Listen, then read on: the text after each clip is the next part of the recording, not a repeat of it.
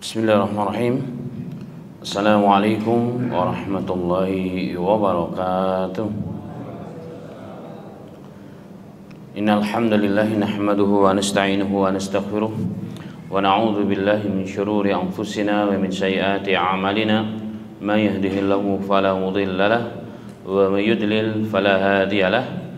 Asyhadu an la ilaha illallah wahdahu la syarika lahu wa anna Muhammadan abduhu wa rasuluh.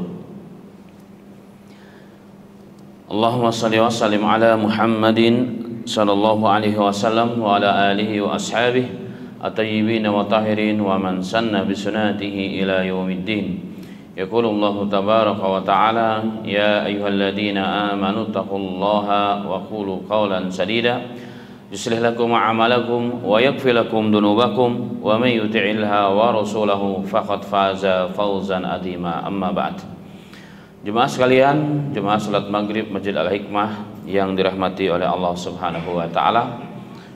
Lagi dan lagi kita bersyukur kepada Allah taala atas segala limpahan rahmatnya, karunia-Nya kepada kita semuanya, sehingga sampai detik ini kita masih diberikan kesempatan untuk menghirup udara Allah, berjalan di muka bumi Allah dan di bumi dan di bawah langitnya Allah Subhanahu wa taala, dan Allah tempatkan kita pada detik ini di tempat yang sangat mulia ini di sisi Allah Subhanahu wa taala.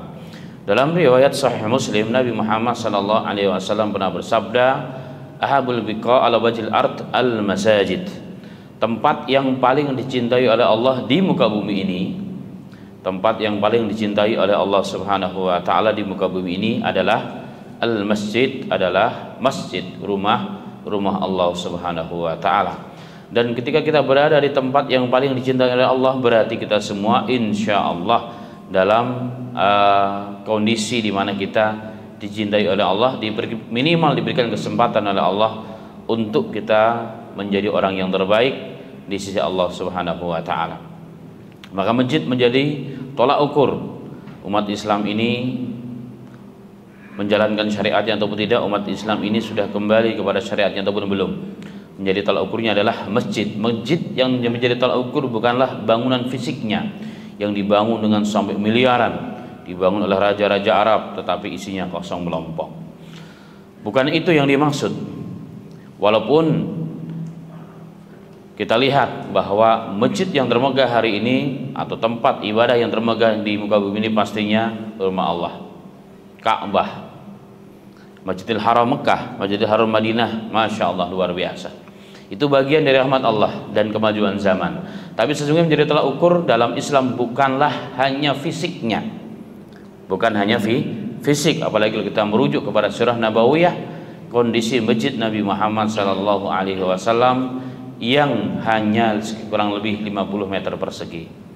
Lantainya masih tanah dan campur kerikil, atapnya dari pelepah pohon korma, tiang-tiangnya terbuat dari pohon-pohon korma yang ditebang. Sehingga dalam beberapa riwayat hadis, ketika Nabi Muhammad SAW sholat di pagi hari, sholat subuh berjamaah, memimpin generasi terbaik yang pernah ada di muka bumi ini, generasi sahabat, di masjid yang paling mulia, di mana malamnya diguyur hujan kota Madinah, otomatis Masjid Nabawi pun basah. Apa yang terjadi? Nabi Muhammad SAW ketika sujud, maka beliau sujud di atas tanah yang basah, sehingga bajunya dan beberapa anggota tubuhnya kotor dengan tanah. Tetapi subhanallah, masjid tersebut masjid yang terbaik yang pernah ada. Dari masjid tersebutlah cahaya iman dan Islam tersebar ke seluruh dunia. Jemaah sekalian, masjidnya sangat sederhana, bahkan sampai 9 Hijriah baru Masjid Nabawi di malam hari ada pencahayaannya, yaitu setelah Tamim Ad-Dari, seorang sahabat yang asalnya beragama Nasrani, orang Arab Nasrani, dari kalangan sahabat di antaranya adalah Tamim Ad-Dari, masuk Islam, baru beliaulah yang membawa lampu di dalam Masjid Nabawi. Berarti sebelumnya selama 8 tahun ya, atau hampir 9 tahun lebih itu, kondisi masjid di malam hari sangat gelap gulita. Karena itulah Nabi Muhammad pernah bersabda, inna asqala salawati alal munafikina as-subhi wal atamati. Sesungguhnya salat yang paling berat dirasakan atau dilakukan oleh orang-orang munafik adalah salat subuh dan salat atama, salat Isya. Kenapa? Karena datangnya mereka tidak datang nggak dilihat. Menurut mereka tidak terlihat oleh Rasul, tidak terlihat oleh sahabat-sahabat yang lain, sehingga mereka sangat malas. Bahkan Quran mensifati dalam Quran, kalau mereka pun sholat wahum kusala, mereka dengan malas yang luar biasa. La yadhkurunallaha illa qalila. Bahkan dalam sholat pun mereka tidak ingat Allah. Artinya badannya dalam sholat ngikutin Rasul, tapi rohnya gentayangan ke sana kemari. Jadi kalau boleh dibilang mirip-mirip saya lah dan kita mungkin. Ya, saya kadang-kadang terbang kita kemana-mana. Ya, terbang kemana-mana. Kalau imam sih insya Allah biasanya. Kalau imam biasanya ya, kalau kita jadi imam biasanya lebih khusyuk di antara yang lain. Ini kalau kita lihat ayat ini ya, ini sifat orang munafik. Sifat orang munafik pertama, mereka sangat berat menghadiri sholat, terutama sholat berjamaah maksudnya ya, sholat berjamaah, sholat subuh dan sholat Isya. Bagaimana dengan kita, saya dan kita semua? Apakah ada ciri ini? Kita yang paham ya, kita yang tahu masing-masing. Yang kedua, kalaupun kita sholat wahum kusala, mereka sangat malas menjalankannya ogah-ogahan. Tapi kalau imamnya ada imam yang lembut, panjang, halus, ini imam lama banget. Ya kan, imam lama banget, apalagi kalau malam udah pulang kerja, badan capek ya kan, atau subuhnya hari ini masih cepat sekali ya, imamnya panjang banget, malas kita. Sehingga apa yang terjadi? La yadhkurunallaha illa qalila. Saat sholat pun jasad kita bersama imam, bersama jemaah, tapi rohani kita, batin kita, hati kita terbang ke sana kemari. Waduh, kalau kelamaan bisa macet di jalan, tidak seterusnya. Nah, ternyata ini semua sifat-sifat orang-orang munafik. Nah, kalau kita ada, berarti kita termasuk munafik. Walaupun munafik kita insya Allah munafik amali. Karena munafik ada dua ya secara umum. Munafik amali, amalnya kayak orang munafik, tapi kita masih cinta Allah dan Rasul dan Islam, tapi karena kelemahan iman dan kemalasan kita. Nah, yang kedua yang parah adalah munafik i'tiqadi. Munafik itu adalah secara i'tiqad. Kita tidak suka dengan Islam. Kita benci dengan Islam walaupun kita menjalankan sholat 5 waktu. Walaupun bahkan kita haji berkali-kali, bahkan walaupun kita membangun masjid. Ada di suatu tempat ya, saya tidak sebutkan daerahnya. Masjid itu ternyata dibangun oleh orang-orang sebelah. Di KMI pun masih mereka, dan setiap ada kegiatan mereka bantu, tapi mereka tidak masuk Islam. Ini munafik i'tiqadi namanya. Ya, akhirnya masya Allah kelihatan cinta kepada Islam, tapi hakikatnya dia memusuhi Islam. Nah, kita insya Allah pun kita munafiknya masih amali, mudah untuk kita perbaiki. Dengan apa? Dengan ilmu, dengan amal yang benar yang sesuai dengan ilmu tersebut.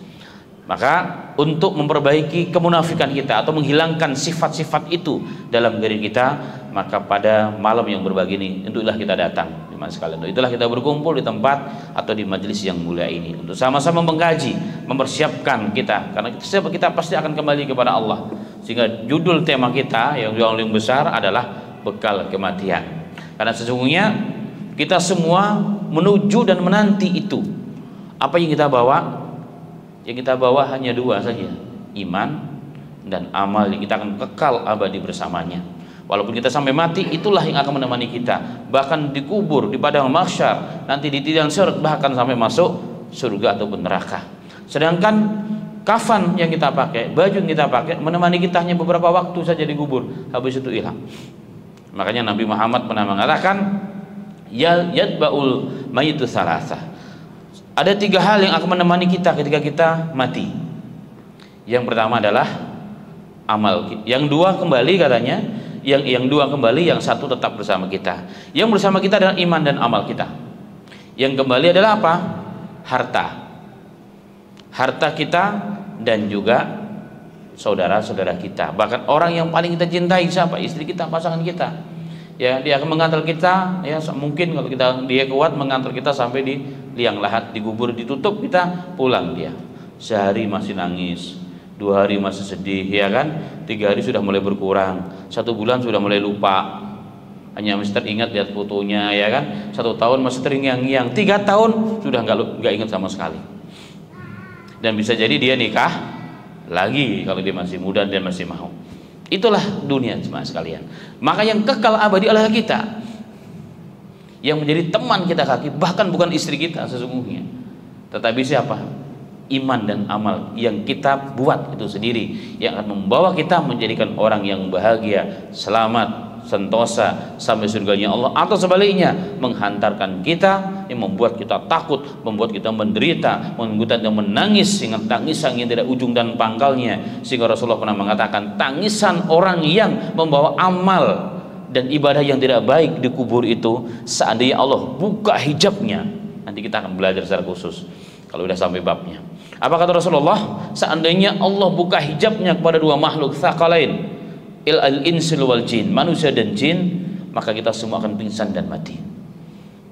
Karena begitu ngerinya azab di akhirat. Dia membawa bekal, tapi bekalnya tidak baik, amalnya tidak baik, imannya apalagi, ternyata membuat kita sengsara. Seandainya kita mendengar nih ada orang-orang yang diazab di dalam kubur, kita sendiri pun akan mati saking ngerinya itu. Ya mungkin sekarang kalau saya sampaikan dan kita yang mendengar, ya insya Allah benar itu, tapi nggak ada kesan apa-apa. Kenapa? Karena kita belum pernah merasakan itu, ya. Karena kita belum pernah merasakan hal tersebut. Walaupun terkadang Allah nampakkan di akhir zaman ini, terkadang sebagai pelajaran bagi kita semuanya. Sedangkan makhluk yang lain mendengar mereka. Maka kita sering melihat, ya, kita mendengar, ya, kadang-kadang ada hewan-hewan yang tinggal di sekitar kuburan tiba-tiba meringkik ketakutan, jingkrak-jingkrak kayak ketakutan, cuma nggak bisa lepas karena diikat, ya. Kenapa? Dia mendengar bagaimana orang diazab oleh Allah Subhanahu wa Ta'ala. Kenapa diazab? Karena yang teman yang dibawa salah teman, salah gaul, ya, iman dan amalnya, nggak cari yang baik, nggak cari yang benar, nggak diusahakan. Tapi kalau baik, maka insya Allah Rasulullah mengatakan surga adalah taman dari taman kuburan adalah taman dari taman surga. Walaupun sekian ribu tahun kita tinggal menanti hari kiamat, tapi kata Rasulullah seperti kita tidurnya pengantin baru. Tiba-tiba, bang sudah azan, kok sudah azan padahal baru tidur, perasaan itu pengantin baru. Begitulah orang yang dalam kubur tapi dalam kondisi membawa bekal, tidak salah teman, tidak salah gaul, iman dan amal yang soleh, maka walaupun lama di dalam kubur, tapi seakan-akan baru terbangun dari tidurnya. Ternyata habis itu dibangkitkan oleh Allah Subhanallah. Kita dikumpulkan oleh di padang mahsyar, matahari 1 mil di atas kepala kita, ikan lautan manusia berubah jadi lautan keringat. Habis itu ada mizan, ada lagi hisab, titian sirat, baru surganya Allah Ta'ala atau nerakanya Allah. Na'udzubillah min dalik. Semoga kita termasuk orang-orang yang diberikan kekuatan oleh Allah, selalu diberikan hidayah dan petunjuk oleh Allah, dan istiqomahkan di jalannya, dan terus diberikan kekuatan dan taufiknya memperbaiki iman dan amal kita hingga akhir hayat kita. Amin ya rabbal alamin. Dan semua insyaallah kita semuanya akan dimatikan dalam kondisi yang terbaik, yakni husnul khatimah. Wafaqna wa iyyakum. Amin ya rabbal alamin. Jemaah sekalian yang dirahmati oleh Allah Subhanahu wa taala, pertemuan kita pada malam yang berbahagia ini adalah pertemuan yang ke-12, ya, kalau tidak salah, ke-12. Pada pertemuan yang ke-11 kemarin dibahas tentang pesan-pesan terakhir atau wasiat-wasiat terakhir Nabi kita Muhammad SAW menjelang wafatnya, terutama di 5 hari, ya, sampai wafatnya Rasulullah. Ada pesan-pesan yang sangat penting yang harus kita amalkan sampai hari ini. Nah, kita masuk kepada poin berikutnya adalah tentang mulai proses penanganan jenazahnya Nabi Muhammad sallallahu alaihi wasallam. Salah satu persatu kita akan bahas dan kita ambil hikmah dan pelajaran dari setiap proses tersebut. Baik, sebagaimana kita ketahui bersama, ya, dan kita telah sama-sama kaji dalam pertemuan-pertemuan sebelumnya, bahwa Nabi Muhammad sallallahu alaihi wasallam itu wafat di rumahnya Aisyah. Wafat di rumahnya Aisyah, sebagaimana dinukilkan dalam Sahih Bukhari. Aisyah radhiyallahu anha mengatakan, famata fi yaumil ladzi kana yadurru alayya fi. Nabi Muhammad kekasihnya sallallahu alaihi wasallam, beliau wafat atau diwafatkan oleh Allah Ta'ala di hari atau di waktu giliranku, yakni di rumahnya Aisyah berarti. Jadi fi baiti, di rumahku, di rumahnya Aisyah radhiyallahu anha. faqabadahu Allahu wa inna ra'sahu la baina nahri wa sihri. Ketika Allah mencabut nyawa Nabi Muhammad, maka Nabi Muhammad sedang bersandar di antara di dadanya Aisyah kalau diterjemahkan bebas. Ya, antara nahar ini sampai pangkuannya Aisyah. Disitulah Rasulullah dicabut nyawanya oleh Allah Subhanahu wa taala. Dan ini kebanggaan dari Aisyah karena Rasulullah manusia terbaik yang ada di muka bumi ini meninggal di pangkuannya Aisyah. Ini menunjukkan Aisyah adalah orang yang sangat dicintai dan dekat dengan Nabi Muhammad sallallahu alaihi wasallam. Beliau Aisyah sering berbangga. Dan yang ketiga kata beliau, kata Aisyah, wa khalata riqahu biriqihi, dan bercampurlah air liurku, air liurnya Rasul dengan air liurku. Kenapa? Apa yang terjadi ketika Rasulullah menjelang nazaknya, menjelang nyawanya dicabut, beliau sempat bersiwak. Itu siwak yang dipakai oleh saudaranya Aisyah, Abdurrahman ya bin Abi Bakar radhiyallahu anhuma. Kemudian Aisyah meminta, karena Aisyah paham Rasulullah mau itu, mau siwak ya, mau siwak yang dari kayu itu cuma sekalian ya. Yang terbaik adalah arak namanya. Alhamdulillah sekarang udah banyak dijual di Indonesia, terutama di toko-toko herbal biasa. Baik, ketika Rasulullah memandang itu, Aisyah paham Rasulullah mau siwakan. Maka Aisyah tanpa bertanya kepada Rasulullah langsung diminta dari saudaranya. Kemudian beliau haluskan ujung satunya.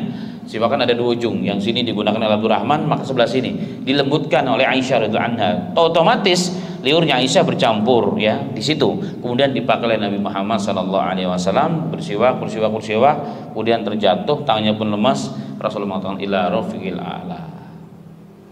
Subhanallah. Karena itulah bercampur ya liurnya Rasul dan liurnya Aisyah radhiyallahu anha dalam satu siwak. Dan ini merupakan kebanggaan yang selalu disampaikan oleh Aisyah kepada para sahabat dan sahabiyah yang datang setelahnya. Baik, nah dari sini jemaah sekalian, maka disepakati bahwa wafatnya Nabi Muhammad SAW di rumahnya Aisyah radhiyallahu anha ya. Dan berdasarkan penelitian kembali bahwa beliau meninggal dunia pada bulan Rabiul Awal tanggal 11 Hijriah, 11 Hijriah atau tepatnya 8 Juni 632 Masehi. Nah itu yang pendapat yang paling rajih. Makanya ketika sebagian di antara kita memperingati lahirnya Nabi Muhammad pada tanggal yang sama, hari yang sama juga sesungguhnya wafatnya Nabi Muhammad sallallahu alaihi wasallam. Kemudian jemaah sekalian, ketika Nabi Muhammad meninggal dunia, ketika Nabi Muhammad SAW wafat, diwafatkan oleh Allah Ta'ala ya, beliau mati di mata manusia tapi hidup di sisi Allah, itu sudah jelas, itu ahli sunnah wal jamaah. Rasulullah hidup di sisi Allah, bukan hidup di sisi manusia. Itu sudah pernah kita bahas ya pada pertemuan-pertemuan sebelumnya. Kenapa saya sampaikan demikian? Karena ada hari ini yang mengatakan Rasulullah hidup, hadir dan nadir, bisa datang kepada kita dan melihat kita seperti halnya kita. Dan ini pendapat dan akidah yang tidak sesuai dengan dalil-dalil baik Quran ataupun hadis ataupun akidah para sahabat dan orang-orang terdahulu pendahulu kita di kalangan para alim ulama ahlu sunnah wal jamaah. Rasulullah wafat, meninggal dunia, tapi hidup di sisi Allah, dan jasadnya Rasulullah terjaga sampai detik hari ini, bahkan sampai hari kiamat, seperti halnya baru meninggal dunia. Itu akidah kita Ahlussunnah wal Jamaah. Kenapa? Karena Rasulullah bersabda bahwa jasad para nabi dan rasul diharamkan dimakan oleh tanah. Berarti masih utuh sampai hari ini. Makanya pernah ada dalam beberapa riwayat ya, di zaman dulu ada 2-3 kali usaha pencurian jasadnya Rasul. Usaha pencurian jasadnya Rasul sallallahu alaihi wasallam yang didalangi orang-orang kafir sebenarnya, yang bertahun-tahun mengaku sebagai orang Islam tinggal di Madinah, membuat terowongan dari bawah. Makanya setelah itu terjadi hari ini ya, kuburannya Rasulullah dengan izin kuasa Allah Ta'ala, karena Rasulullah pernah berdoa, ya Allah jagalah kuburanku ya Allah, jangan jadikan kuburanku sebagai tempat sembahan selain Allah. Itu doa Rasulullah. Apa yang terjadi? Maka dengan usaha, dengan doa Rasulullah, Allah gunakan tangan-tangan pemerintah khusus hari ini untuk membuat dinding penyekat sampai 30 meter ke bawah tanah. Musallas bentuknya begini ya. Jadi musallas begitu, sampai 30 meter ke dalam tanah dengan ketebalan sangat luar biasa, sehingga insya Allah tidak dimungkinkan lagi orang bisa membuat terowongan dan mengambil jasadnya Rasul Shallallahu Alaihi Wasallam. Ya, jadi pertanyaan, ngapain mereka menyuri itu? Mereka tidak beriman, tapi mereka yakin jasadnya Rasul itu penuh dengan berkah, maka mereka ingin ambil. Ya, ini kisahnya luar biasa dalam kisah-kisah seperti ini. Ala kulli hal. Nah, kita kembali kepada yang kita bahas. Nah, wafatnya Rasul Shallallahu Alaihi Wasallam pada 12 Rabiul Awal, hari Senin. Ya, hari Senin di waktu duha ya kalau lebihnya, atau di pagi hari, pada tahun ke-11 Hijriyah atau 8 Juni 632 Masehi saat itu. Setelah kita paham bahwa Rasul Shallallahu Alaihi Wasallam selain beliau sebagai nabi dan rasul, yakni manusia pilihan Allah untuk membawa syariat baru dan yang menyempurnakan syariat yang terdahulu, Allah jadikan sebagai khataman nabiyyin Shallallahu Alaihi Wasallam. Ya kan? Maka dengan wafatnya Rasulullah berarti agama telah sempurna. Agama telah sempurna. Tidak ada perkara yang kecil sekecil apapun yang dapat mendekatkan diri kita kepada surga atau sebaliknya ke neraka, kecuali illa qad buyyina lakum, telah diterangkan semua oleh Nabi kita Muhammad sallallahu alaihi wasallam. Ini tugas telah selesai. Ini tugas telah selesai. Tetapi agama Islam itu bukan hanya sampai zaman Rasulullah dan sahabat, tidak, tapi sampai hari zaman, sampai akhir zaman. Maka tugas agama ini pertama dan utama dibebankan kepada siapa? Pewaris Nabi dan Rasul, siapa? Para alim ulama. Yang kedua, kita semua. Ya, tugas menyampaikan agama, menjaga agama, memperjuangkan agama sesuai dengan kemampuan kita. Tugas siapa? Tugas kita semua, saya dan antum dan jemaah sekalian. Tapi kan saya bukan ustadz. Walaupun bukan ustadz, Anda muslim, bukan muslim, punya tanggung jawab yang sama untuk itu. Apa nasnya? Quran jelas. Qul hadhihi sabili ad'u ila Allah. Allah mengatakan, wahai Muhammad, sampaikan kepada umatmu, hadhihi sabili, ini adalah jalanku. Apa jalannya Rasul? Ad'u ila Allah. Aku mengajak manusia kepada Allah, hanya kepada Allah, kepada akhirat, kepada agama, bukan kepada yang lain. Itu tanggung jawab setiap muslim dimanapun berada. Ya kan? Makanya apapun yang kita bisa lakukan, jadikan sarana, jadikan dia sebagai fasilitas untuk kita mendakwah manusia kepada Allah. Ini visi misi kita dalam hidup. Orang Islam itu visi misinya sebenarnya, bukan yang lain. Kemudian Allah mengatakan, ad'u ala basiratin, tapi mengajak manusia kepada Allah dengan basirah. Basirah itu diterjemahkan dalam dua terjemah. Dalam jalan lain dikatakan ala basirah, ay alal yaqin, dengan keyakinan. Tapi umumnya ahli tafsir dengan ilmu. Tapi ilmu dan yakin itu sama, karena puncak daripada ilmu adalah keyakinan, menuju keyakinan yang sempurna kepada Allah. Itu ilmu sesungguhnya. Maka ilmu yang kita pelajari semakin hari semakin menambah keyakinan kita kepada Islam, keyakinan kita kepada ibadah, keyakinan kita kepada sholat. Itulah puncak ilmu. Maka sama aja, ilmu dan yakin. Ala basiratin ana, ini adalah jalanku, wa manittaba'ani, dan orang yang mengikuti aku, yakni yang beriman kepadaku. Maka saya dan kita semua punya tanggung jawab yang sama, yaitu apa? Yang kemarin sudah dibahas, ansarullah, menjadi penolong-penolong agama Allah Subhanahu wa taala. Kita mau tidak mau, itu urusan kita kembali, ya kan? Kalau kita mau, maka Allah berarti pilih kita, Allah muliakan kita. Kalau nggak mau pun Allah nggak peduli. Kenapa? Allah menjaga agamanya. Inna nahnu nazzalna dzikra wa inna lahu lahafizun. Kamilah yang menurunkan Islam, Al-Qur'an. Kami yang menurunkan Islam, menurunkan Al-Qur'an, menurunkan kitab Allah. Kata Allah, wa inna lahu lahafizun, maka kamilah yang menjaga, yang bertanggung jawab. Maka kita mau nggak mau, kereta tetap jalan. Kita naik ataupun tidak, kereta tetap jalan. Walaupun kita nggak jadi yang di ujung, yang gerbong pertama, minimal gerbonglah terakhir. Bagaimana caranya? Bantu, doakan, minimal support orang-orang yang memperjuangkan agama Allah, orang-orang yang mau masih mikirin bagaimana agama itu ada, agama itu berkembang, sunnah itu hidup dimanapun berada. Kita harus bersyukur kepada orang-orang yang seperti itu. Baik, ini yang pertama jemaah sekalian. Rasulullah meninggal dunia, meninggalkan satu tugas yang penting untuk kita, yaitu apa?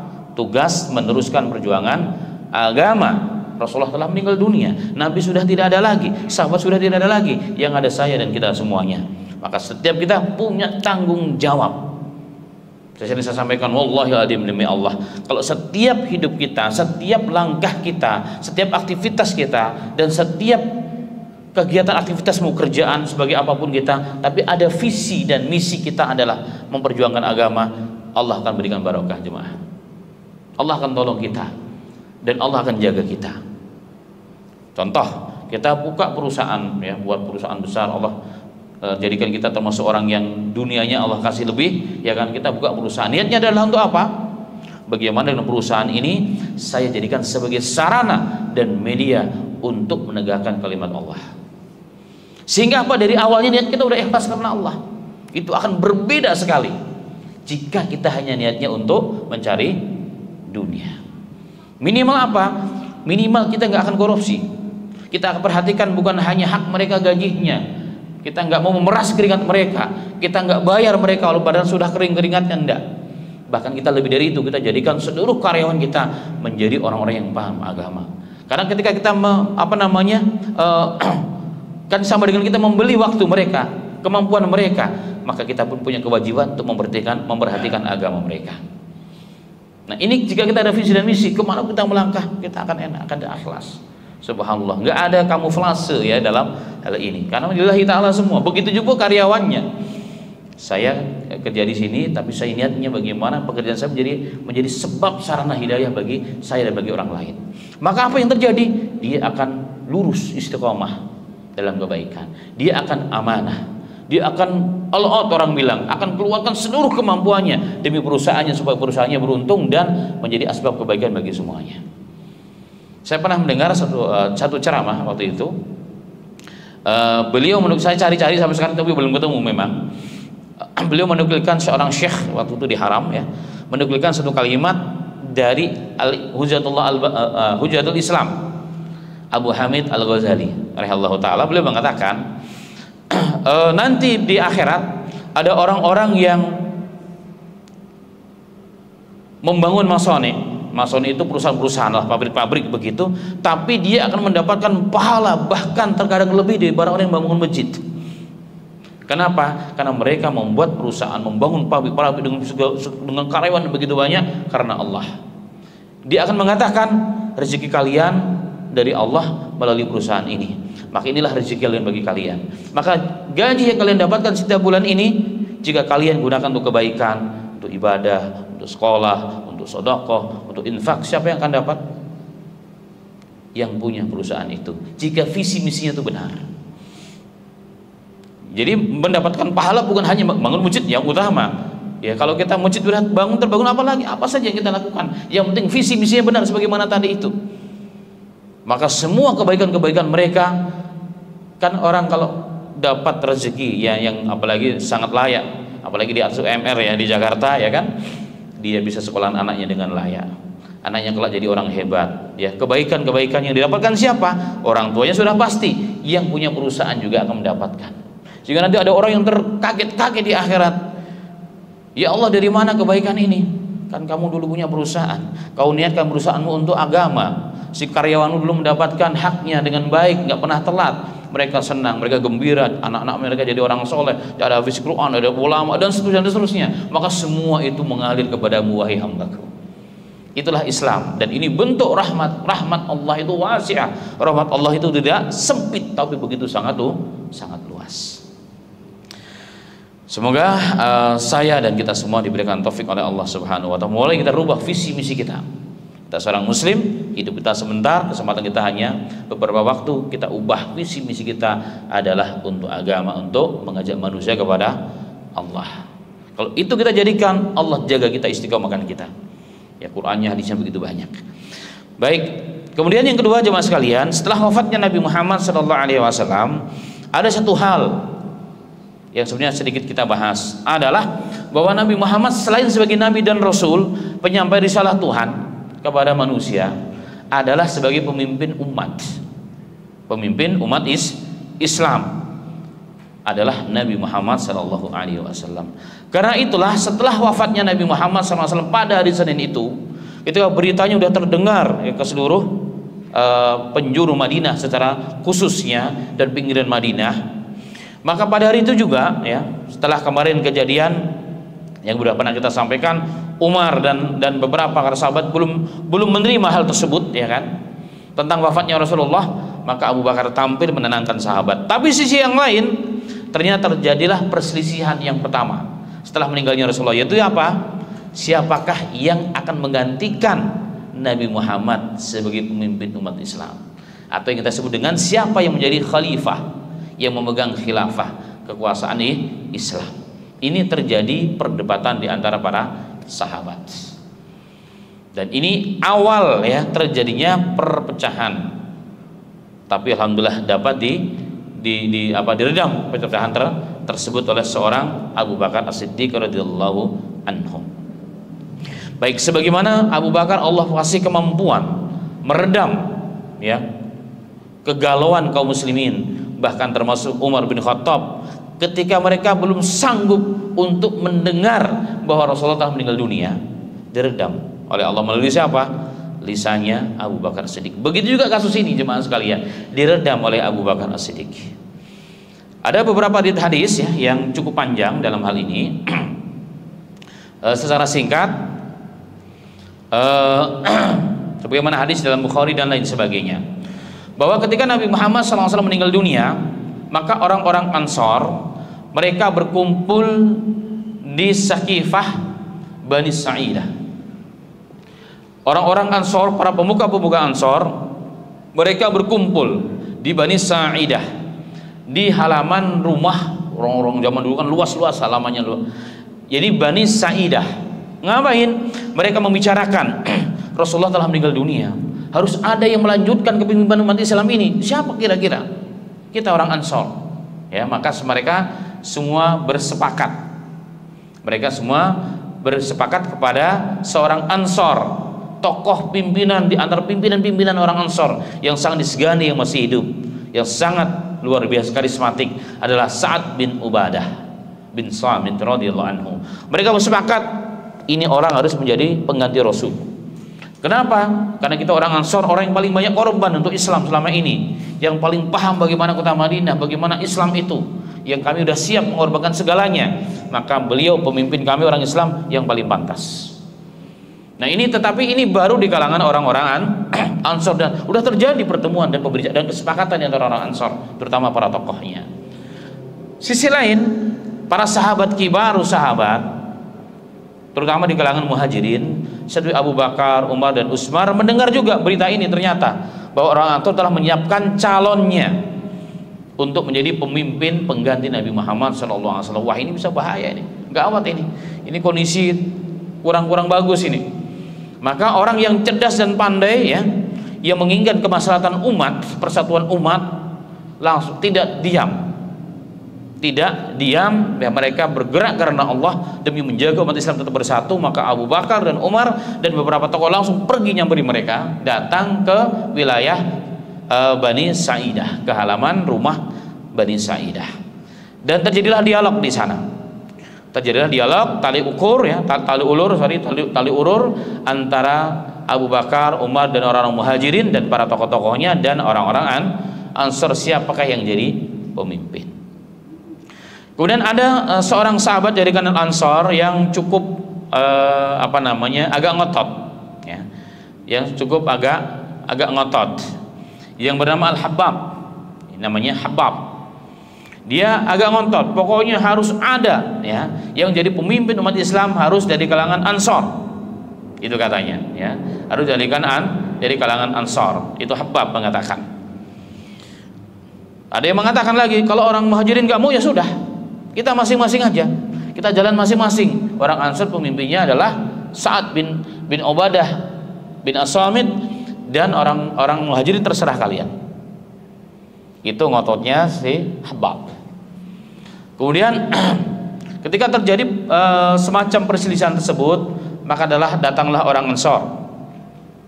Maka datanglah orang-orang Ansor yang lainnya ya, mencoba memberikan jalan keluar dan menceritakan bagaimana orang-orang Muhajirin adalah orang yang sangat layak sebenarnya. Beliau adalah Bashir ibnu Sa'ad radhiyallahu anhu. Beliau mengatakan, ya, saya dan antum kalian orang Ansor adalah pendukung Rasul, pecinta Rasulullah. Kita semua telah berkorban untuk Allah dan Rasulnya. Tapi yang kita inginkan apalah akhirat kan? Yang kita inginkan surganya Allah, bukan apa-apa. Dan kita harus tahu juga bahwa manusia yang pertama kali, kabilah yang pertama kali menerima dakwah Islam itu siapa? Bukan kita, tapi siapa? Kaum Muhajirin.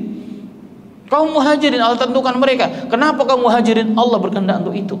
Dan selama ini kita paham bahwa orang Muhajirin, jadi orang Quraisy, menjadi tolak ukur seluruh orang Arab di semenanjung Arab ini. Baiknya mereka kita ikuti, buruknya pun kita ikuti, kurang lebih begitu bahasanya. Dan ini ternyata sudah mulai meredam kegalauan dan ketidaksepakatan kaum Ansor jika yang menjadi pemimpin bukan kalangan Ansor. Kemudian tampillah Abu Bakar As-Siddiq radhiyallahu anhu memberikan penguat tentang hal tersebut.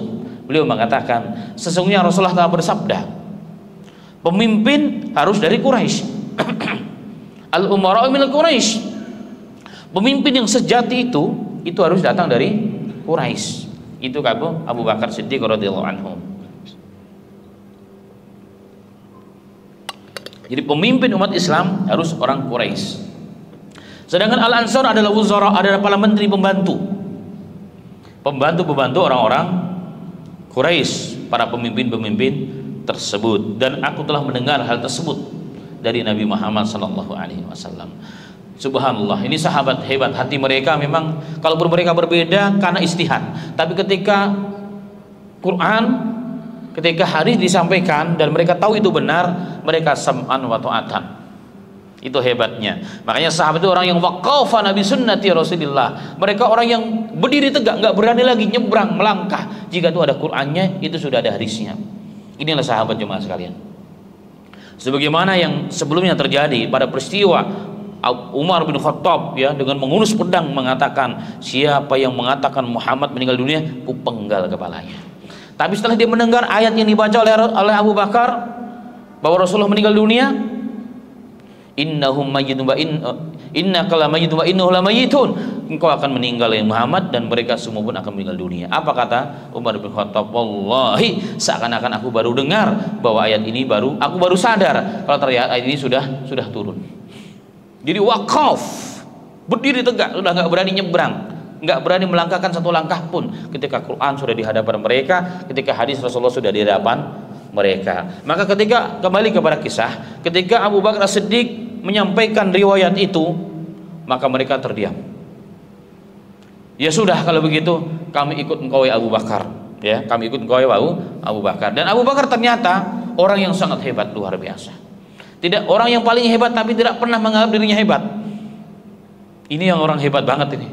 Ya, orang yang paling banyak berkorban untuk Islam tapi tidak pernah menganggap dirinya paling berkorban untuk Islam. Ini beda banget dan umat akhir zaman ini. Ya kan? Masya Allah. Walaupun kalau dibilang sahamnya ya sekian banyak setelah Rasulullah, tapi nggak pernah ngakui itu. Makanya ketika diminta siapa calon yang menjadi pemimpin kita, terutama di kalangan Quraisy, beliau menyalonkan bukan dirinya tapi siapa? Umar dan Abu Ubaidah bin Jarrah, yang pernah dijuga Rasulullah, likulli ummatin amin, setiap umat itu ada orang yang dipercaya oleh umatnya dan oleh nabinya.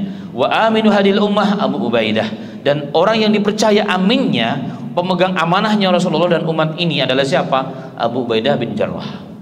Maka Abu Bakar berdasarkan hadis-hadis tersebut dan tahu bagaimana Umar, calonnya Umar dan Abu Ubaidah. Silakan kalian baiat ini, dua orang ini, pilih salah satunya. Saya ikut saja umat, saya ikut siapapun. Subhanallah, luar biasa. Kemudian Umar bin Khattab mengatakan, la wallahi, tidak, demi Allah, tidak pantas bagi Ibnu Abi Quhafah dibaiat sedang di hadapan kita, bersama kita ada manusia yang paling hebat lebih di antara kita, yang paling mulia, siapa dia? Abu Bakar Siddiq. Fabayyi'u, baiatlah ini orang, kata si Umar. Maka Umar langsung berdiri membaiat, pegang tangannya, engkau adalah pemimpin kami wahai Abu Bakar As-Siddiq. Dan seluruh orang Ansor serta merta langsung bergantian membaiat Abu Bakar As-Siddiq radhiyallahu anhu. Beliau menjadi pemimpin yang tidak diminta, ya, pemimpin yang nggak pernah minta jabatan. Dan ini sesuai dengan hadisnya Rasulullah SAW. Jika ada orang yang datang kepada meminta untuk diberikan jabatan, jangan kau pilih. Tapi kalau ada orang yang memang layak dan pantas dan dia tidak minta, maka kasih. Kasih. Kenapa? Orang yang meminta dari awalnya, ya, maka dia ada keinginan di balik itu. Ada udang di balik rempeyek katanya. Ada yang diinginkan. Dia merasa mampu, maka nusrullah tercabut dalam hadis itu. Maka nusrullah, bantuan Allah tercabut. Walaupun kata ulama boleh juga, ya, kita meminta jabatan jika memang dikondisikan tidak ada orang lebih pantas. Dalilnya apa? Kisah Nabi Yusuf. Waj'alni, ya, khazainil ard, jadikan aku sebagai menteri ekonomi negeri ini wahai raja. Ini boleh. Kenapa? Karena Nabi Yusuf melihat tidak ada orang yang pantas saat itu yang mengerti, apalagi dapat ilmu dari Allah, karena bila Nabi dan Rasul, kecuali Nabi Yusuf sendiri, maka boleh. Artinya berkampanye pun jika memang kondisinya memang harus seperti itu boleh.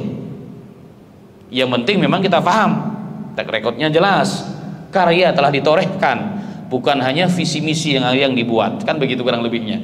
Jadi boleh memilih, boleh menyampaikan berkampanye, karena ini apalagi sistem kita demokrasi, itu boleh. Itu boleh berdasarkan ayat yang tadi di atas. Nah, kembali kepada kisah.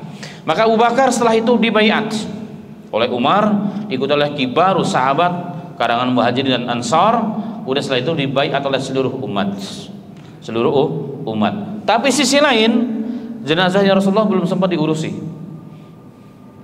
karena proses perdebatan ini sangat luar biasa, ya, memakan waktu yang sangat lama, berjam-jam, dari pagi sampai sore, bahkan sampai malamnya baru selesai, ya, perdebatan sangat luar biasa. Tapi selesai. Kenapa? Karena semua di kalangan sahabat yang berbeda itu semua menginginkan kebaikan. Yang dicari adalah Allah, ikhlas karena Allah Subhanahu wa taala. Maka dengan waktu yang sebentar selesai. Tidak perlu makan berhari-hari yang memakan budget negara yang habis tapi nggak selesai juga ujungnya. Taib, nanti kita lanjutkan insyaallah pada sholat, dan kita beri sejenak, kita dengarkan azan dan kita sholat insyaallah taala. Wafaqqana wa iyyakum. Assalamualaikum warahmatullahi wabarakatuh. Assalamualaikum warahmatullahi wabarakatuh. Alhamdulillahirabbil alamin, wassalatu wassalamu ala asrofil anbiya'i wal mursalin wa ala alihi wa ashabihi at-tayyibin wa tahirin wa man sanna bi sunnatihi ila yaumiddin, amma ba'd. Alhamdulillah, jemaah sekalian yang dirahmati Allah Ta'ala, kita lanjutkan kajian kita pada malam yang berbahagia ini tentang kisah setelah wafatnya Nabi Muhammad SAW pada hari Senin di pagi hari atau di waktu duha. Ya, ini salah satu peristiwa yang tercatat dalam sejarah yang sempat hampir memecah belah persatuan umat Islam, adalah terjadinya perbedaan, ikhtilaf, tanazu' tentang siapakah yang paling berhak dan pantas menggantikan Nabi Muhammad SAW sebagai pemimpin umat Islam. Tadi telah dibahas, ya, tentang panjang lebar dari hadis yang diriwayatkan oleh Imam Bukhari dalam sahihnya. Dari kejadian tersebut dapat diambil beberapa hikmah dan pelajaran bagi kita semua, yang tadi telah disampaikan sebagiannya. Yang pertama adalah bahwa para sahabat radhiyallahu anhum ajma'in, mereka adalah orang waqafan ala hududillah, ala kitabillah wa ala sunnati rasulillah. Mereka orang yang waqaf, berdiri tegak, berhenti, tidak mau selangkah pun maju ketika dihadapkan firman Allah, kitab Allah, sunnah Rasulullah SAW, dan kebenaran. Dan itulah yang terjadi pada kisah tersebut ketika Abu Bakar As-Siddiq radhiyallahu anhu membawakan hadis bahwa al-umara minal Quraisy, para pemimpin umat Islam itu harusnya orang Quraisy, sedangkan orang-orang Ansar adalah wuzara, adalah pembantu-pembantu para pemimpin tersebut. Maka seluruh sahabat tanpa terkecuali mereka menerima dengan hati yang ikhlas dengan sabda Nabi Muhammad SAW. Dan ini penting jemaah sekalian bagi kita semuanya. Ini makanya tanpa kita sadar, ya, Umat Islam hari ini dibentur-benturkan dengan golongan, kelompok, sekta dan sebagainya. Jadi sunnah dan kebenaran itu kadang dibenturkan. Memang ini sunnah sabit kepada Rasulullah, tapi kalau yang ngamalkan ini nih kelompok ini biasanya. Ini sunnah, ini benar, tapi kalau yang ngamalkan ini adalah kelompok yang begini nih. Sehingga orang jadi takut. Waduh, kalau saya pelihara ini, atau contohlah saya pelihara jenggot, padahal saya cinta Rasulullah, saya digolongkan orang-orang yang dikenal dengan teroris. Sehingga akhirnya apa? Umat Islam takut. Ini yang terjadi fakta hari ini jemaah sekalian. Ini yang terjadi. Saya pernah ditanya, Ustadz, teroris ya? Kenapa? Ada polisi lumayan pangkatnya. Kenapa saya teroris? Karena orang-orang yang dianggap teroris rata-rata berjenggot. Saya bilang, Bapak buka enggak uang 5.000 yang kuno? Coba dibuka gambarnya siapa? Imam Bonjol, ya kan? Benar itu, Imam Bonjol ya. Saya bilang, ini teroris berarti ini. Kok bisa teroris memerdekakan Indonesia dari tanah penjajah? Diam dia. Nah kadang-kadang kita dibentur-bentur begitu, kita pun harus bisa berargumen. Saya bilang, saya begini Pak, karena saya cinta Rasul. Terlepas ulama mengatakan wajib, sunnah, mubah, itu terserahlah. Yang penting saya cinta Rasul, saya mencoba mengikuti Rasul, dan itu pahala, dan itu ada perintahnya. Ini yang terjadi sekarang hari ini jemaah. Jadi banyak orang-orang yang takut mengamalkan suatu perintah agama, padahal jelas dalilnya itu karena dibentur-benturkan dengan kelompok tertentu, dengan golongan tertentu. Dan ini hal yang ini orang-orang orientalis barat berhasil ini. Mereka berhasil setelah memecah belah, mengkotak-kotak umat Islam, mereka berhasil untuk itu. Ya, berhasil untuk yang seperti ini. Ini luar biasa. Ini terjadi jemaah sekalian. Makanya kita sebagai Islam, mari kita kembalikan, kita ambil pelajaran dari kisah ini. Jadi sahabat nggak peduli. Pokoknya ini hadis Rasulullah, ya sudah, sam'an wa ta'atan. Itulah ciri umat Islam, sami'na wa ata'na ghufranaka rabbana wa ilaikal masir. Tidak seperti orang-orang Bani Israel, mereka mengatakan sami'na wa asayna. Kami dengar tapi kami enggak mau taat. Allahu akbar. Nah, semoga kita diberikan kekuatan untuk itu. Amin ya rabbal alamin. Kemudian yang berikutnya jemaah sekalian, sahabat radhiyallahu anhum ajma'in berbeda pendapat dalam memilih pemimpin itu biasa. Apalagi kaitannya nih menjelang 2024 ini. Ini pas banget sebenarnya. Berbeda dalam memilih tokoh yang dicalonkan jadi pemimpin. Oke, silahkan. Tapi ketika ada pemimpin yang sesuai dengan kriteria yang diinginkan oleh semuanya, maka hendaknya orang mengedepankan kepentingan umat, kepentingan bangsa dan negara. Maka dituntut para elit politik, para elit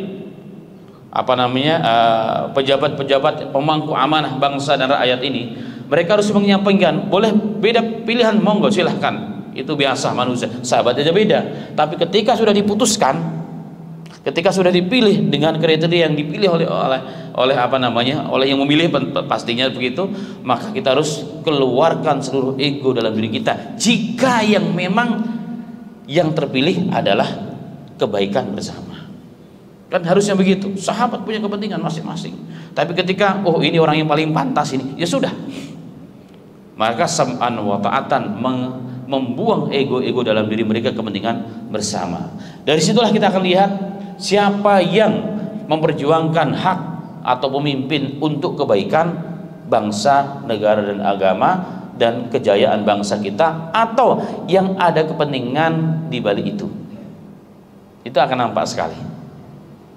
Kemudian yang ketiga adalah bahwa orang yang dipilih, kalau sahabat tadi kan diterangkan oleh oleh sahabat ya, oleh Abu Bashir, oleh Umar, Abu Bakar adalah orang yang hebat.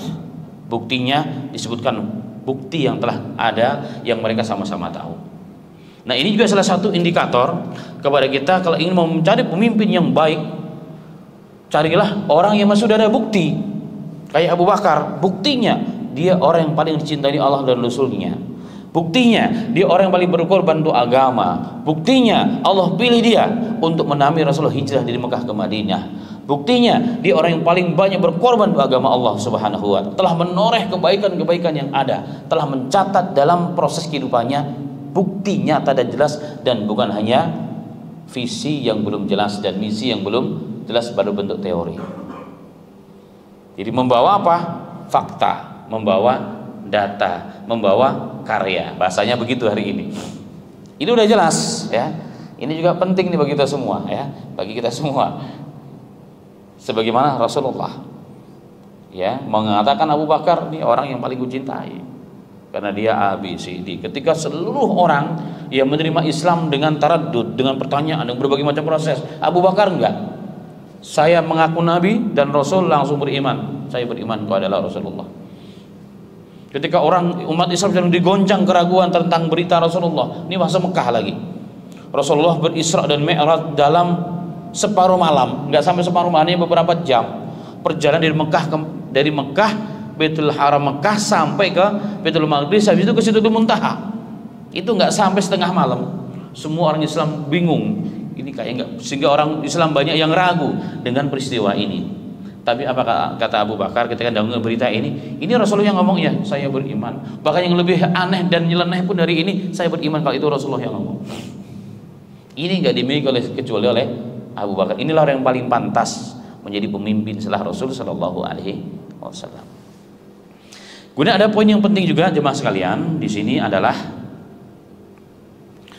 bahwa sa'yul uqala'il ummah wa dawi hayat fi tawalil umuril ummah tursyidu halaha wa riayati masalihaha. Orang-orang punya akal sehat, kalau terjemah hari ini ya. Orang yang punya kemampuan, kepedulian terhadap kepentingan umat dan bangsa.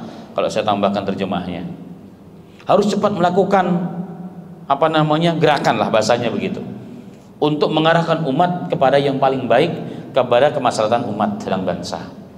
Sebagaimana dilakukan oleh Abu Bakar dan Umar tadi, mendengar ada gejolak nih, langsung mereka datang tanpa ditunggu waktu supaya diredam kekacauan. Bibit kekacauan api yang akan siap memorak-porandakan persatuan umat ini cepat diredam dengan apa? Datangnya Abu Bakar dan Umar dan para tokoh-tokoh Islam yang dihormati. Jangan diam.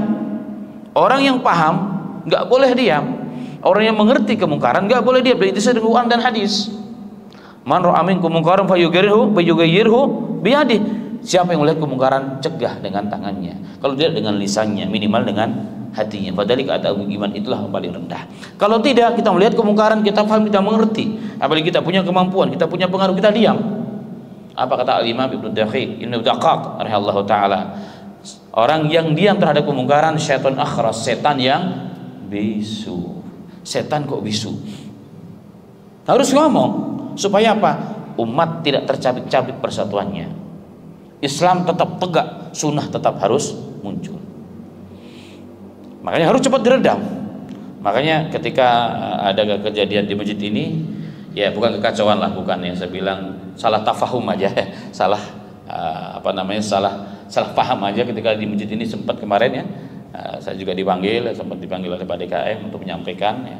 Alhamdulillah Pak Jazakallah mengapresiasi secara khusus dari tempat yang mulia ini kepada Pak RW yang memberikan tempat dan memberikan saran kepada kita dan masyarakat untuk bertemu sehingga bisa menyampaikan bahwa apa yang disampaikan di masjid bukanlah sesat dan bukan sebagaimana yang dipahami oleh sebagian orang. Ini harus begitu memang, pemimpin itu melihat ada gejolak langsung cepat dihentikan biar tidak menimbulkan efek, karena biasnya ini kalau dibiarkan, kalau lama baru dihentikan memang selesai masalahnya, tapi bias itu nggak selesai. Bias itu tidak akan selesai karena akan banyak orang bermain di air yang keruh. Harus cepat diselesaikan. Dan ini yang dilakukan oleh para tokoh-tokoh, bil khusus Abu Bakar dan Umar radhiyallahu anhu. Kemudian jemaah sekalian yang dirahmati Allah Ta'ala, yang tadi sempat saya singgung di awal, ada hal yang penting adalah bahwa ketika terpilihnya Abu Bakar menjadi seorang pemimpin mengganti Rasulullah, ini aklamasi, ya kan? Kalau memang diminta, begitulah sebenarnya. Siapa yang kita ingin pilih jadi pemimpin itu adalah orang yang punya kemampuan, orang yang punya kepedulian, orang yang pernah berjasa yang terbaik, tapi dia nggak minta jadi pemimpin. Itu asalnya tuh begitu. Itulah Abu Bakar. Yang tadi saya sampaikan hadis yang sahih. Apabila datang kepadamu orang yang minta jabatan, jangan kau kasih. Tapi kalau yang tidak minta kasih, tapi dia mampu maksudnya. Kenapa? Orang yang minta itu merasa dirinya mampu, maka nusra Allah tercabut. Hadis ini juga dinukilkan oleh Imam Nawawi dalam Riyadhus Shalihin. Nusra Allah tercabut karena merasa dirinya mampu. Dan ingat, orang yang minta jabatan apalah sampai lagi menghalalkan segala cara, berarti dia ada kepentingan di balik itu. Logikanya, berapa sih kalau hari ini gaji seorang gubernur? Berapa gaji seorang camat? Berapa gaji seorang? Kok bisa mengeluarkan dana sampai miliaran? Apa yang dicari kira-kira? Nah, akhirnya kan orang berpikir seperti itu jadinya, ya kan?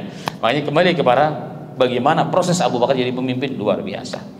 Taib. Berarti asal mencari pemimpin adalah orang yang punya kemampuan, punya track record jelas, ya kan? Punya karya yang jelas, dan dia tidak mau jadi pemimpin. Timbullah pertanyaan yang tadi sudah singgung. Bagaimana meminta jadi pemimpin itu boleh nggak sih? Secara umum tidak boleh asalnya. Asalnya tidak boleh, tetapi dalam kondisi terpaksa boleh. Ya, kenapa boleh? Karena ada dalilnya ya secara agama, sebagaimana kisah Nabi Yusuf alaihi salatu wasalam. Ya, Nabi Yusuf alaihi salatu wasalam ya, ketika beliau mampu mentakbirkan mimpi raja ya, bahwa akan terjadi kemarau panjang, akan terjadi panen raya selama 7 tahun berturut-turut, kemudian terjadi paceklik yang panjang selama 7 tahun berturut berikutnya. Setelah banyak bercerita dan Nabi Yusuf menunjukkan kehebatan dan kemampuannya, maka dia mengatakan kepada raja, qala ja'alni ala khazainil ard inni hafidun alim. Beliau mengatakan, qala ij'alni ala khazainil ard, wahai raja, jadikan aku penanggung jawab ekonomi Mesir ini. Kenapa? Ini hafidun alim, karena aku orang yang mampu menjaga, aku orang yang amanah, dan alimun, dan aku orang yang faham, karena aku dapat wahyu dari Allah Subhanahu wa taala. Atas dasar inilah maka banyak para ulama ya, di antara Syaikhul Islam Ibnu Taimiyah, beliau mengatakan asal pemimpin itu gak boleh minta, tapi dalam kondisi yang mengharuskan maka boleh. Kenapa? Karena orang meminta jabatan itu jika tujuannya kemaslahatan umat, apalagi kemaslahatan dakwah. Kan tadi disampaikan Rasulullah itu mewakili dua, Nabi dan Rasul punya tanggung jawab agama, yang kedua beliau seorang pemimpin umat. Maka ketika kita meminta menjadi pemimpin sesuatu ya begitu, maka yang pertama dimasukkan yang kedua, sehingga mintanya kita menjadi pemimpin jika kelak nanti kita dipilih, tujuan kita adalah apa? Menjadikan sarana menegakkan kebenaran, keadilan, dan menegakkan sunnah dan agama di muka bumi ini. Jika itu tujuannya, maka ini sangat mulia. Karena memang tidak mungkin jemaah sekalian ya, tidak dipungkiri bahwa kebijaksanaan apapun itu tidak lepas dari kebijaksanaan politik. Maka orang-orang yang berpolitik ada orang-orang yang amanah, hafidun alim ya, sesuai dengan Quran. Kisah Nabi Yusuf juga, ketika Nabi Su'aib, tapi bukan Su'aib yang kita kenal ya, dia ingin mengawinkan putrinya yang dua, maka putrinya mengatakan, bagaimana menurut anti tentang Nabi Musa, tentang Nabi Musa. Dia katakan salah satu istrinya adalah khairu man istajarta al-qawiyul amin, sebaik-baik orang yang kau jadikan dia pekerjamu adalah al-qawi, yang kuat. Artinya apa? Kalau bahasa Nabi Yusuf tadi, hafiz, orang yang amanah, orang yang mampu, orang yang profesional di bidangnya, dan amin, orang yang dipercaya alias amanah.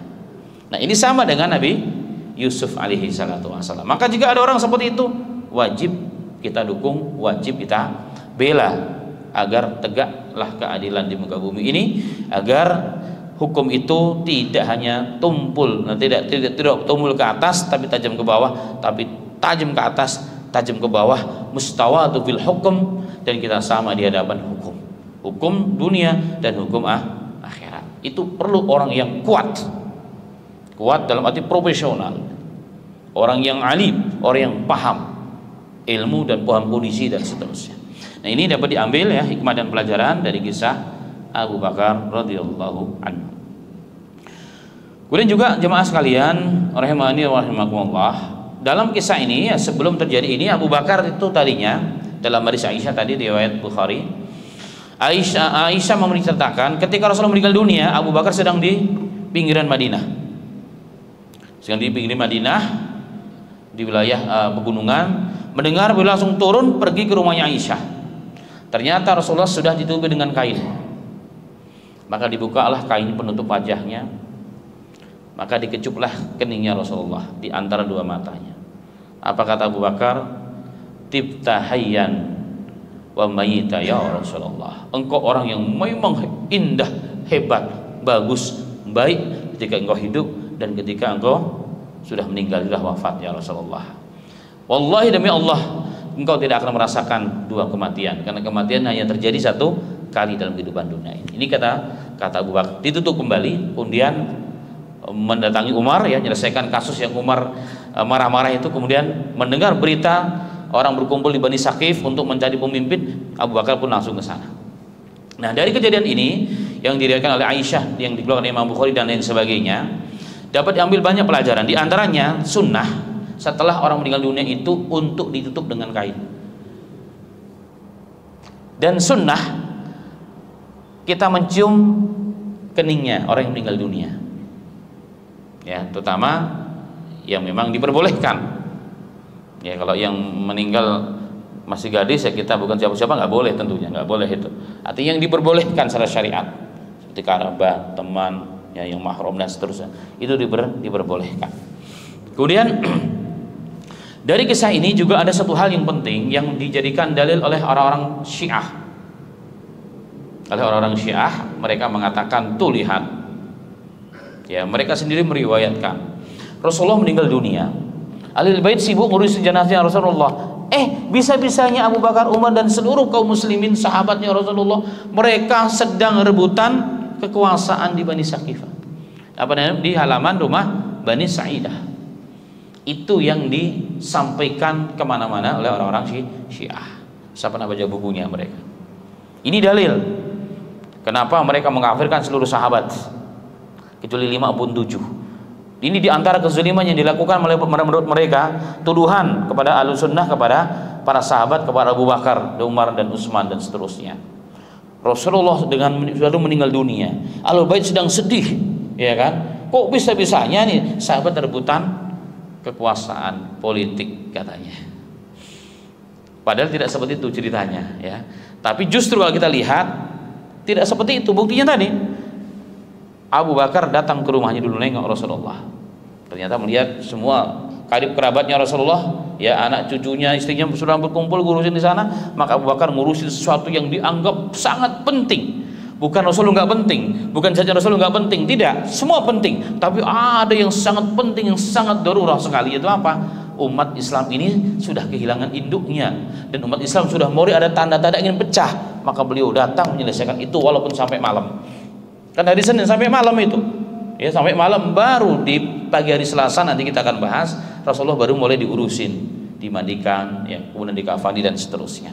Tapi dari pagi sampai malam, ya, itu menyelesaikan urusan yang sangat luar biasa ini. Dan ini sangat menunjukkan kepada kita jemaah sekalian bahwa menjaga wahdatul kalimah, wahdatul ummah, kalimat persatuan umat Islam ini terkadang lebih penting dari segalanya. Bayangkan Abu Bakar dan Umar dan sahabat-sahabat semuanya ngurusin persatuan umat dan membiarkan toh ada yang mengurusi juga jasadnya Rasulullah Sallallahu Alaihi Wasallam. Kenapa? Karena persatuan umat muqaddam, lebih dahulukan, bahkan terkadang urusan seperti ini bahkan di atas ibadah. Yang sering saya sampaikan berkali-kali dalilnya. Ini penting, persatuan umat ini harus penting. Jangan sampai harinya gara-gara Bismillah tidak Bismillah, doa habis sholat, kemudian doa kunut pada waktu subuh, itu menjadi kita tercerai-berai, tercabik-cabik. Pada ini semua selagi ada dalilnya masing-masing, monggo silahkan. Masalah fikih kita berkeyakinan dengan kita masing-masing. Walaupun setiap kita harus mencari, ya, kita dituntut untuk mencari yang kita yakini yang terbaik. yang terbaik yang kita yakini, ya. Tapi bukan berarti yang kita yakini yang lain dianggap kemudian salah dan sesat masuk neraka. Jangan. Ini bisa merobek persatuan umat Islam. Nah, ini yang dicontohkan oleh sahabat radhiyallahu anhum ajma'in. Dalam kondisi yang sangat genting seperti itu, tetap mengutamakan persatuan umat. Didahulukan sesuatu yang menjadikan umat ini bisa hancur jika tidak dijaga, yaitu apa? Wahdatul kalimah. Persatuan umat ini penting jemaah sekalian. Ini sangat penting, apalagi hari ini. Hari ini sangat penting. Ya, gara-gara perkara-perkara yang tidak jelas ya, yang disebarkan kemana-mana, kita jadi berantem. Ya, sehingga kita membuat catatan. Yang begini, ini kelompok ini. Yang begini, ini kelompok ini. Sehingga jadi kita takut antar satu dengan jadi curiga. Jadi curiga. Padahal kita harusnya bersatu. Indah persatuan ini, ya kan? Pelangi itu indah, kenapa? Warnanya berbeda. Beda. Coba bayangin kalau semuanya putih atau semua hijau atau campur jadi satu, ya kan? Nggak indah dia. Nah, terkadang perbedaan itu memang indah, terkadang ya. Terkadang perbedaan itu memang indah. Bagaimana cara dan sikap kita menghadapi perbedaan tersebut. Setelah itu sahabat semua bersatu padu. Persatuan itu di bawah Abu Bakar luar biasa, persatuan umat Islam. Zaman Umar, zaman Utsman, baru di zaman Ali, ketika banyaknya orang-orang munafik ini berkeliaran di mana-mana, itu udah kehendak Allah tentunya. Maka Ali bin Abi Thalib dipecah belah, ya kan? Persatuannya bahkan diadu umat Islam itu sendiri antara Ali dengan Muawiyah, dan setelah itulah umat Islam tercerai-berai sampai hari ini. Kenapa? Banyaknya orang-orang munafik, banyaknya orang-orang yang bermain pada air yang keruh. Karena itulah jemaah sekalian yang dirahmati Allah Subhanahu wa taala, ya. Kajian pada malam hari ini ya mungkin hanya satu poin, tapi dalam poin tersebut terkandung pelajaran yang penting. Ya, terkandung pelajaran yang penting. Di situ kita bahas sirah nabawiyah, di situ kita bahas tentang politik, di situ kita bahas tentang bekal kematian, itu yang paling utama. Semoga apa yang disampaikan bermanfaat ya bagi saya pribadi dan bagi kita semua, semakin menambah maklumat dan keyakinan kita kepada agama kita dan akidah kita. Dan itu yang bisa disampaikan, semoga bermanfaat. Wafaqana iyyakum, dan insyaallah kita akan lanjutkan proses pemandikan Rasulullah, apa hikmahnya, pekafanan Rasulullah, dan kita ambil pelajaran dari situ insyaallah pada pertemuan-pertemuan yang akan datang dengan izin Allah Subhanahu wa taala. Demikian wafaqana iyyakum.